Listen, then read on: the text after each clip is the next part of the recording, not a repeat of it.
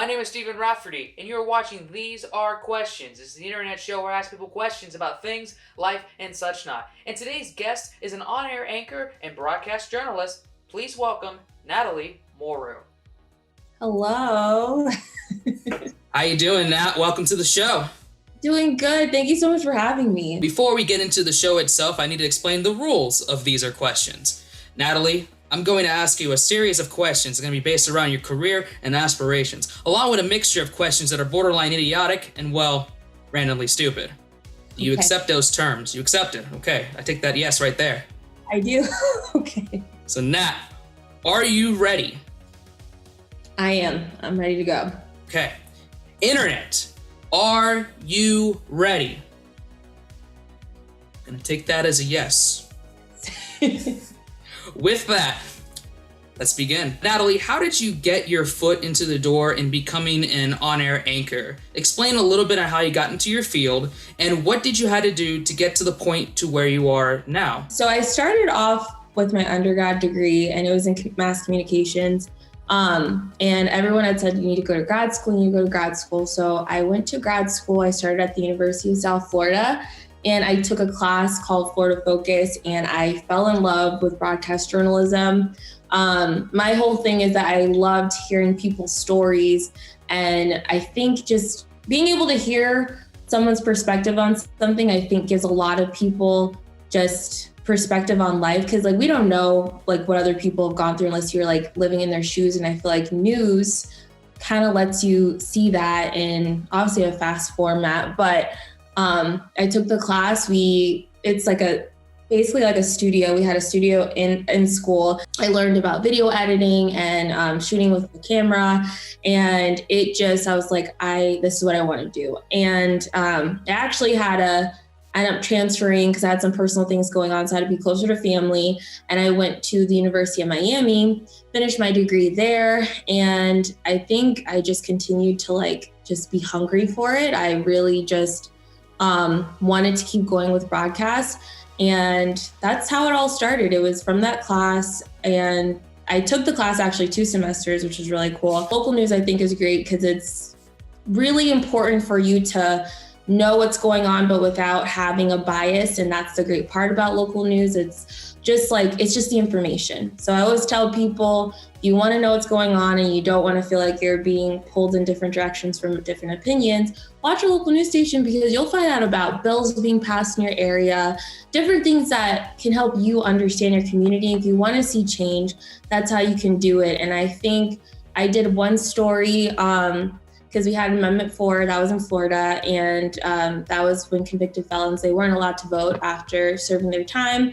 They still had restrictions. And I remember our teacher explained it to us. And I was like, that's not fair. Why you serve your time? I don't understand. And he was like, yeah, that's why they're creating this bill. And I went to an event. It turned into this huge package that I covered in school. And I literally pulled my camera. When you're in journalism school, everybody kind of knows you have the shopping cart to hold all your equipment. And I brought that little shopping cart with me to this event. And it was at Ball and Chain in Miami, and Andrew Gillum was speaking at the time. And I remember I was on all these news stations, and I was with my little shopping cart and this camera. I was like, I gotta get this answer for what was the stance on Amendment 4 for this package. And I ended up going to that event. I went to the voter rights event as well. And I got to talk to people who had been in jail and come out and seen their story. And it was just because with news, you obviously need all perspectives.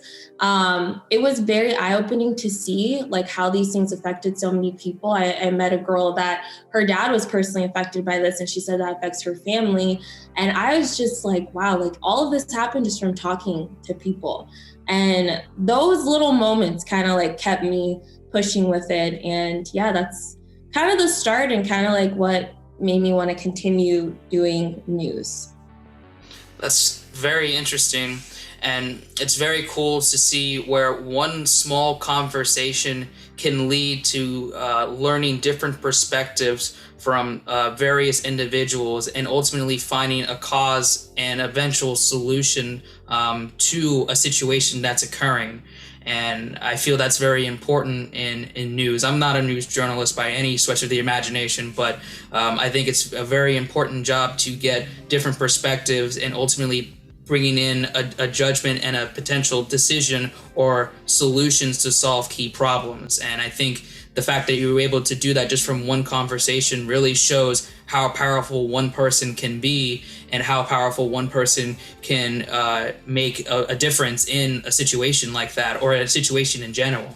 My next question is I want you to pick a number from 1 to 10 and explain why you picked that number. I'm going to say 3 because it's always been my favorite number. So I hope it still is.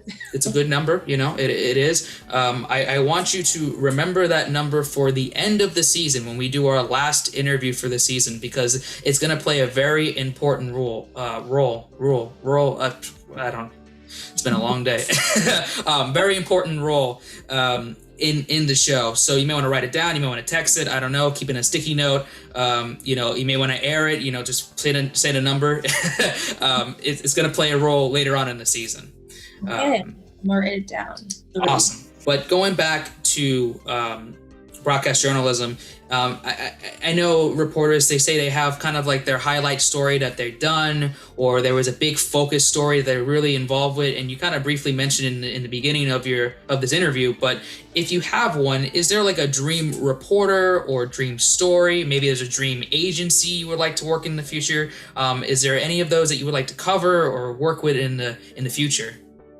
My job is like multiple things, and it's a lifestyle show, so it's not technically like news, but luckily I have a little bit of leeway to still report news stories that I find can still fit within my show. Mm-hmm. And I still want to, you know, get to that point where I'm like just reporting for a local station, or my dream place is New York. I feel like anybody, I guess I kind of wants to like I don't know if the top is the word. It just, wherever you want to end up, I just would love to be in New York. I feel like there's just so much in that city. And like, you go down Rockefeller, you see all like the big news stations, and it's, whoa, like how incredible would that be to like come to work every day in New York City? I think that would be awesome. And anything, I think like Oprah Winfrey is like a huge inspiration for me. Mm-hmm. So anything she's been able to do so much, like she covers so many different stories and talks to people. And if I could just talk to people that, 1, inspire me, or 2, I feel like their story would just benefit people hearing, that's all I could ask for. I don't know if I have like a genuine, like, oh, this is what I want to do. I just know like it would be encompassed somewhere within all of what I just explained. So yeah. No, I completely understand in that regard. You're kind of open into all different fields. You know, you have some areas, but you're kind of open to just trying out new experiences and meeting those that you were interested in, and those of you have I don't know what's the correct word. I guess like a collaboration, or those that you have inspiration towards. We're gonna tag Oprah in this now. Now that you mentioned her name, we're gonna tag her with this interview. And you never know. You know, this could be the stepping stone for the stepping stone, even for a shout out or anything. You just got to put it all out there. That's so true. So Nathalie, if you have one, which is your favorite Teenage Mutant Ninja Turtle? Oh gosh, I don't know if I have a favorite. I'm just gonna say Leonardo, because that's like the name I can remember. So we're just gonna go with him. Okay, that's fine. That's a perfect enough reason. I'm not trying to be stickler here, so that's cool. You know, Leo's a good one. He's one of my favorites as well. Mind you, I have a shirt. I used to watch the show when I was younger. I do like them. I just remember like the pizza. Remember how good the pizza looked when they used to eat it, like in the original like Ninja Turtle cartoon. Mm-hmm. It's funny because there's actually, I will look it up, and if I can find it, I will put images on the interview, but there is, I think there's like an Airbnb or like not a museum, but there's a location, I think it's in New York, don't quote me, but they recreated the entire sewer with the authentic pizza, the authentic landmarks and everything in there. They put it in there, and it was really cool. And you can order from that pizza company, and they come in and they deliver the Teenage Mutant Ninja Turtle pizza. That's an experience. Someone's got, oh my gosh, I'm gonna look that up, because I feel like anybody would love that. Absolutely. I know. I've seen it. It was on the internet, so it's obviously true. They have pictures and videos and everything. If I find it, I'll put it on this interview so everyone can see it. But it's there. I know. I'm not crazy. Is there anybody specifically that you may want to mention that has helped you in your journey so far? I would say I feel like a lot of my friends and family, have been like great support systems, because like it is not an easy field. It is kind of just chews you up and spits you out type thing. And people will tell you like you'll either stick with it when you first start or you won't. So I definitely would say just like leaning on my friends and family, that's one. But two, I've met it is crazy because it just kind of happens naturally. Like in my internship, I met my mentor, Jermel, and he's been super helpful. Just giving advice, and like he's given me like opportunities that, have helped me grow a lot and, pushed me to like really be the best I can be. And I had a lot of professors I can say too, but Professor Wahisi from the University of Miami, she was amazing as well. Like she just looked out for me, and, she was a print queen. Like the woman's amazing. She knows how to write. Like she's just an amazing teacher, an amazing journalist. And even though she wasn't in the field of broadcast, she definitely gave me all the advice she can give me. And I would say one thing she told me, because unfortunately it's sometimes like hair is an issue on air, and especially African-American hair, as bills have been passed recently in New York to make it illegal to, comment on your hair. And it's been a very big topic of conversation. It's even a conversation I had to have before going into this position. But I remember I was at an event and she had told me, or this woman had told me that they're not ready for this. And I was like, ready for what? Like I was super confused, and I had twists in my hair. And she was like, they're not ready for like your hair to be like that. And I was just like, and it was in front of a large group of people, and I was just very uncomfortable. And I've never been in a job where my hair was an issue, like ever. So I remember I told her about it because I didn't really know how to like take it. And she was like, honestly, like your hair doesn't affect how you are professionally. And it is going to be up to you if you either want to be a sellout or if you want to, just be true to yourself. And didn't make me feel like I was wrong if I chose one side or wrong if I chose another. And that always stuck with me because obviously like my hair is natural now. Before it was relaxed. And she just it was just nice to hear a perspective that was just, telling me what it was, but also just letting me decide like, you make this decision on what you want to do. And Jermel's also been very helpful with that too. But I just always remember that, because when you start going into any field or career, you have to decide, are you going to be true to yourself, or are you going to change for an industry or a position? I personally don't feel like I'll feel like myself if I'm not being true to myself. So I think just people that have your best interests in mind are super helpful. And that's just been very helpful on my way up, because there's a lot of people, that probably don't want you to succeed. And I met people that, didn't see it in me, and that's fine. Everyone's entitled to their opinions, but you have to forget about those people and remember your own path. So those people have been super helpful. And even my peers, I've met a lot of people like in my classes, and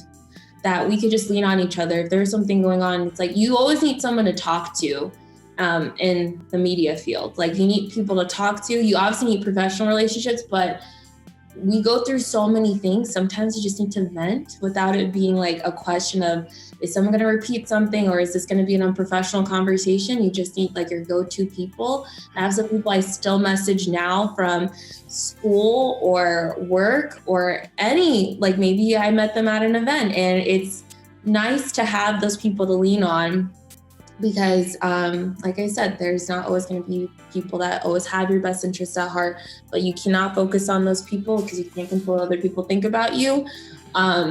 But yeah, I would say family, friends, mentors, teachers, and colleagues, you need it all. You definitely, I personally always needed just kind of a well-rounded group of people, just kind of my support system. I needed a support system, so yeah. That's amazing that you have a really well knit support system. And I think to cap off, I would just say that the cream always rises to the top. So it's cream of the crop. If you're talented and you work through it, and you're going to have to go through a lot of obstacles, and sometimes it's not 100% guaranteed the exact way you want to see it. But if you're really pursuing a set of goals and you're pursuing on a daily basis and you're putting the effort into it, there's a very high chance that you could do well in your respective fields and really stand out and highlight what you do best. So the fact that you're saying that shows how motivated that you are and how driven that you're trying to be when you're accomplishing certain tasks and certain goals. And I can respect that 100% very truthfully there. Steven. You're welcome. You're welcome. And that's being genuine. This is not be saying fluff. I'm being honest with you. I believe you. I believe you. Trust me. Your genuineness shows, so don't worry about it. Thank you. I try. I don't know anymore. It's funny. I have to go from that question to kind of a random. And I saw that you were drinking coffee. So this is a perfect question to ask. Starbucks coffee or Dunkin' Donuts coffee? Oh, Starbucks. Okay. I would say Starbucks for like the cool drinks, like the little specialty ones, but Dunkin's iced coffee, like at the right Dunkin', because some Dunkins don't make it the same, like the right Dunkin', definitely Dunkin' Donuts, but for like an acai lemonade or whatever, definitely Starbucks. Okay. I'm more of a Dunkin' person because you can have a variety of items with Starbucks. I know Starbucks is having more items and more kind of treats with their coffee. Yeah. But I will say I do like their teas. So I do like Starbucks' tea, so I'll give them a point. I'm not really a coffee drinker, I'm a tea drinker, but I will give them the benefit of the doubt. I noticed that you're also a photographer. You also run a little bit of a blog, and some can say you're kind of an entrepreneur of sorts on top of your broadcast journalist experience and field. Can you explain a little bit of your side businesses and what you're trying to achieve with those? Yeah, I mean, I don't know if entrepreneur is a stretch, but I mean, yeah, I'll give myself a little bit of credit. I started photography as like a hobby when I graduated school because I had like a gap year before I started grad school.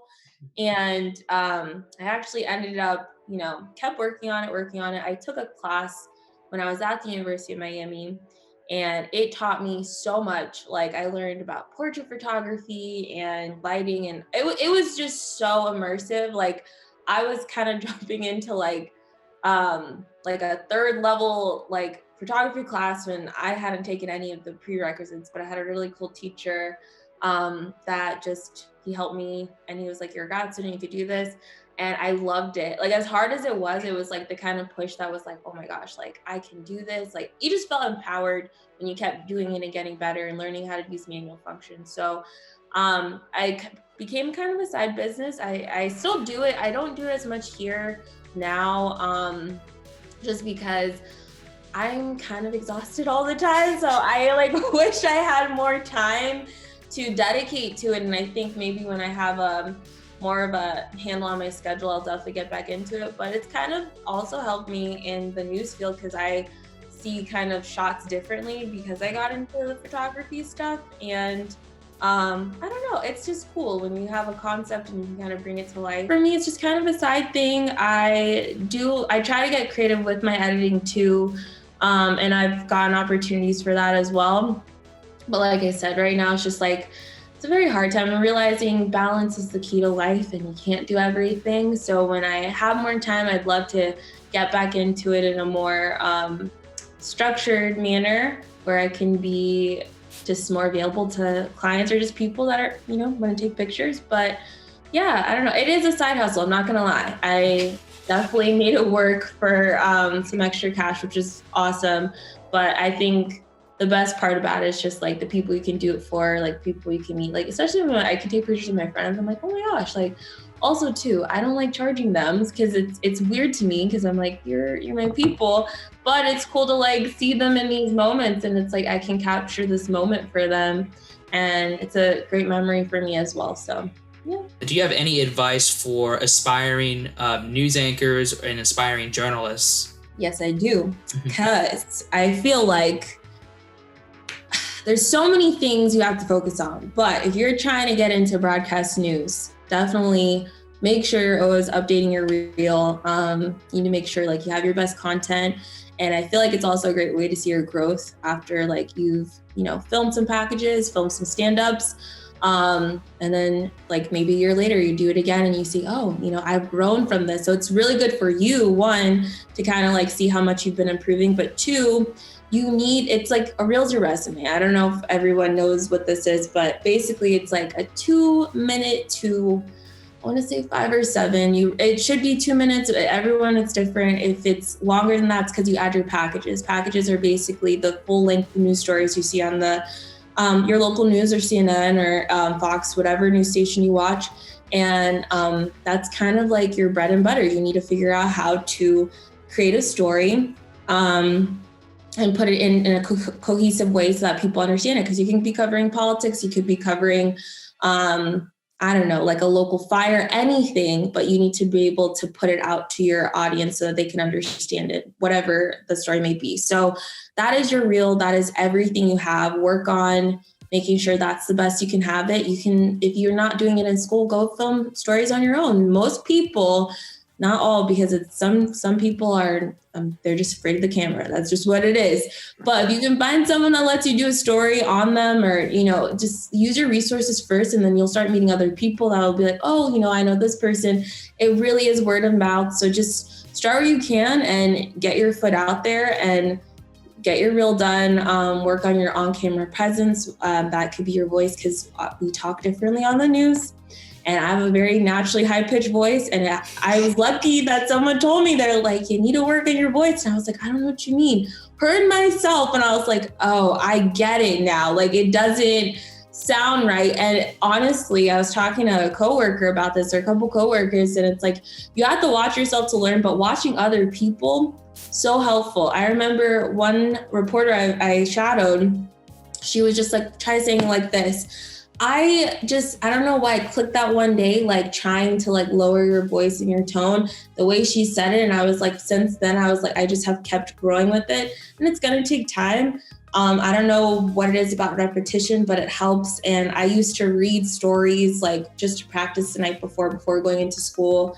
If we had to read in school for the prompter, if I was anchoring that day, just different things like that. And like, always get feedback from people. If it's not a teacher, it could be a mentor, anyone that inspires you too. Like, I've reached out to different reporters just for advice, and some of them are like, they're actually willing to ask or answer your questions and give you advice on things, because this is kind of a field that it is hard. I don't even know everything now.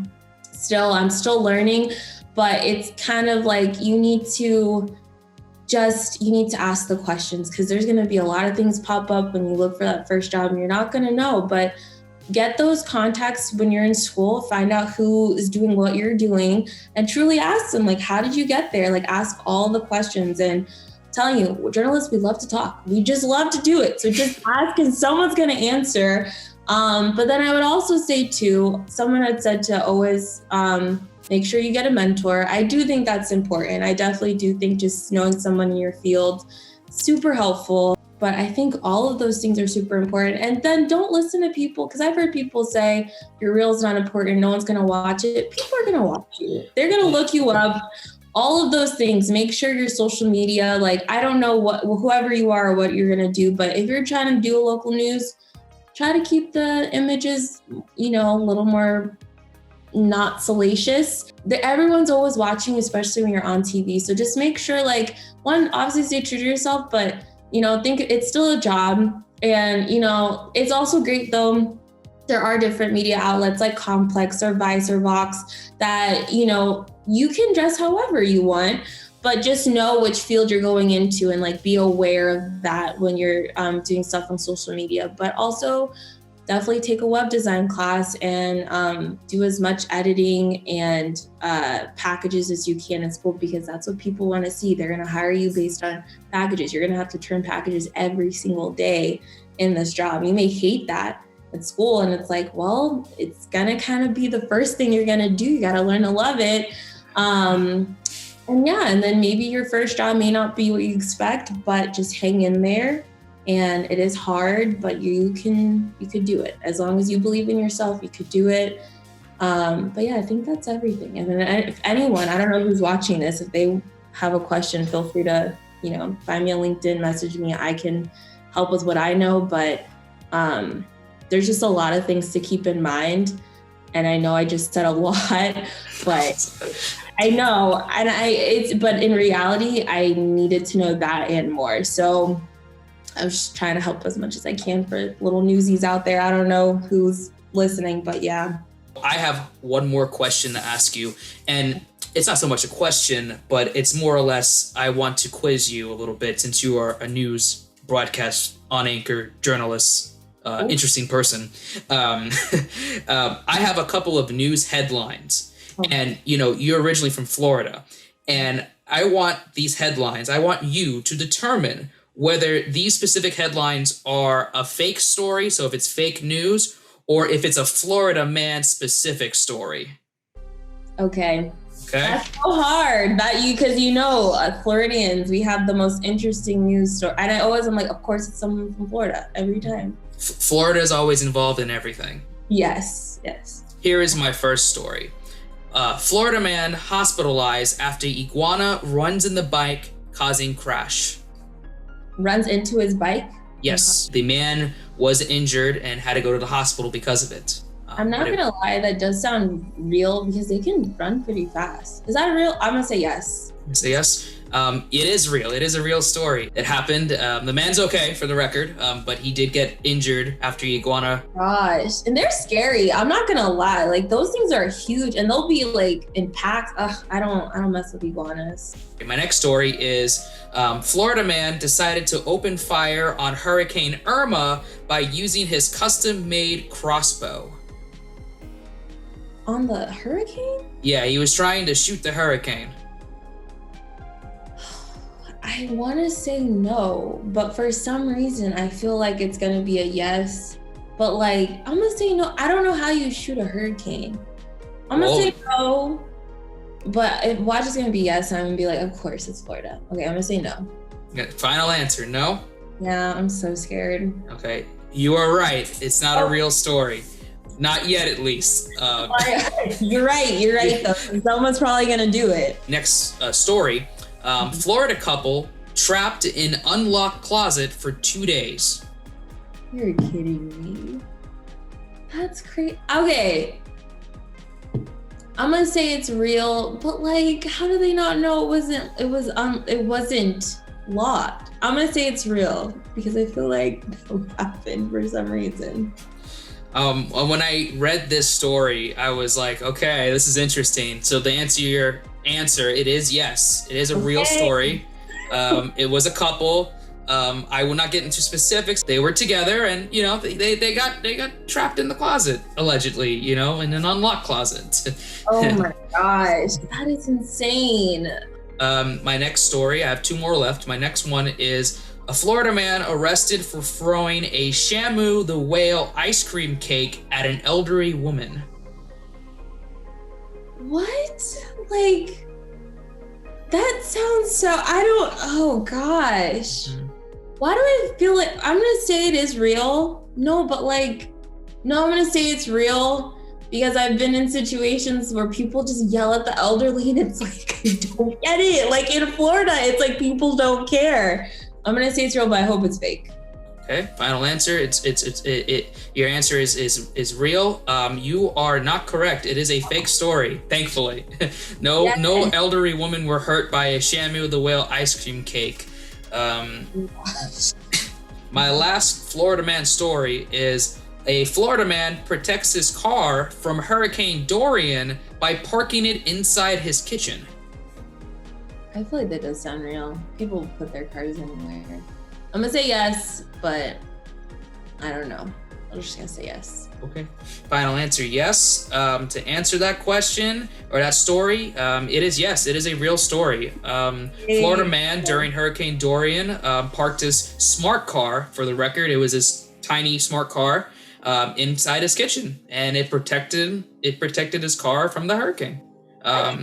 So for a small car like that, it could just get taken away by the water. So especially if the sea levels rise. Yeah, he was smart about that. Mm-hmm. And that concludes our Florida Man Stories question. You did very well. You got 4 out of 5, so only 1 that was wrong. So you are definitely a news journalist.